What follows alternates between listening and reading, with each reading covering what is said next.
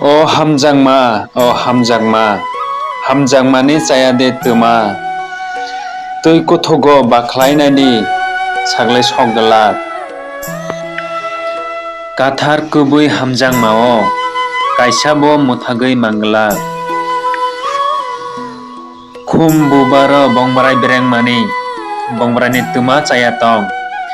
Kubui kathar Hamjakmani tuma chayatong. Tuini bekereng kerei, tok tuini bekereng kerei, Hamjakma bua kol kerei. Ban baikhailai thei manglak, hot chunghalai buthar manglak. Kubui kathar Hamjakmao kebo kasogoi manglak. Nokha gurum khailai mokoro kornai, kubui Hamjakmago kebengmung phainai. Hamjakmalai motom khumbat disachi, Hamjak laikhailai naithok sitra kufur kusum naiasi. Kwkhwi bo tongnai, kwtwi bo tongnai, kakha bo tongnai, bono chung chaise manainai. Kha swrangdi mwnwi laidi, kubui Hamjakmano kwthar khlaidi.